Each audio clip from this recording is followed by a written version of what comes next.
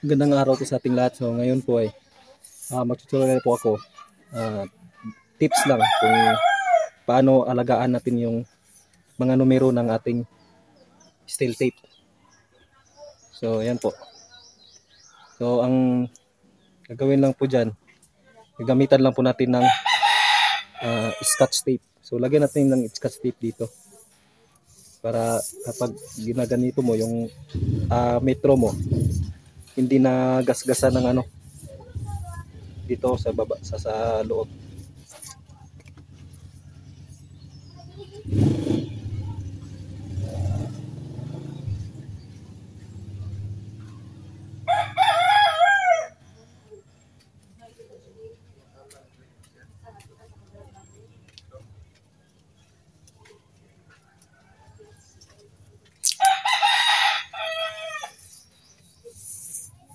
So hanggang siguro dito sa 3 feet or dito sa mga 90, bandang 90 cm. Kasi kadalasan dito eh.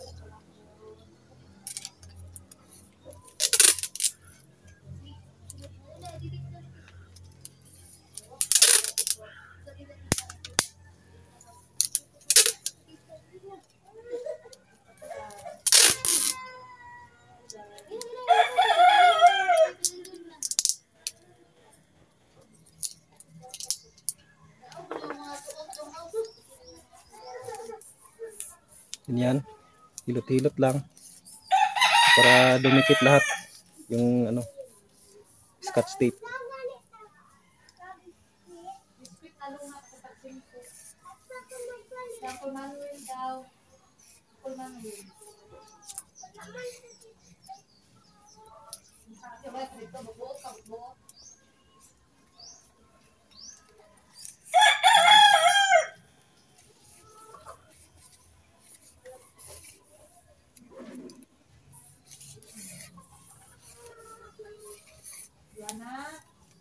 So, yan.